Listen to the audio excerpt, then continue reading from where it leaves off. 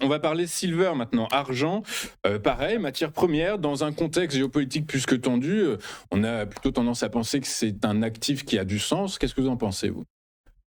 Alors, la première question qu'il faut se poser au niveau de l'argent, pourquoi cette hausse? Pourquoi il y a eu cette hausse? Tout simplement parce que Xi, le président Xi, il a fait passer l'argent du statut de simple métal industriel à celui de ressources stratégiques en durcissant justement le contrôle d'exportation au 1er janvier 2026. D'accord? Ce qui a justement réduit l'offre mondiale disponible. Et comme la Chine contrôle environ 60 à 70% de l'argent affiné échangé dans le monde, eh ben, chaque tour comment on dit en français, tour de vis réglementaire sur les licences d'exportation, eh ben, crée un choc d'offres immédiat et pousse justement les prix à la hausse. Voilà. Pékin verrouille justement l'argent pour ses propres besoins en solaire, en véhicules électriques, en data center, ce qui augmente justement la demande interne tout en asphyxiant le marché international.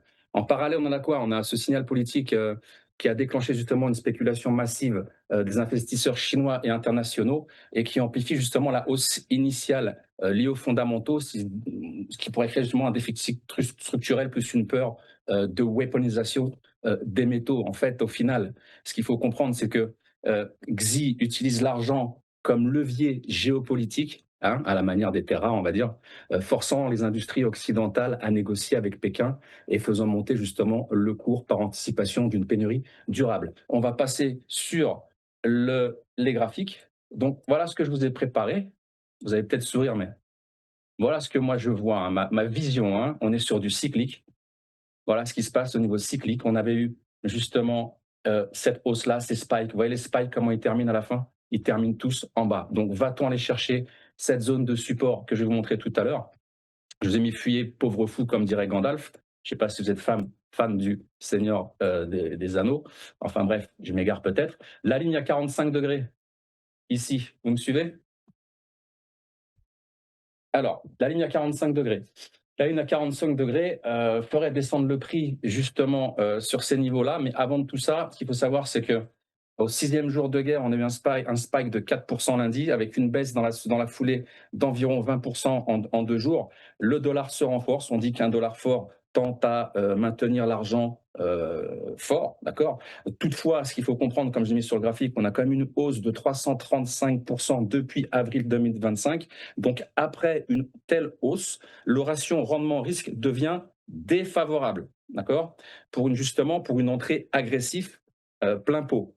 Voilà. On a une fin de jambe impulsive avec un risque élevé de correction élevé, justement, même si le fond reste haussier. La volatilité est extrême, d'accord, et les experts sont haussiers car ils pensent justement au déficit de l'offre et du contexte géopolitique. On a une zone de support ici au niveau des, je vais vous dire, 70, 64, 70, voilà.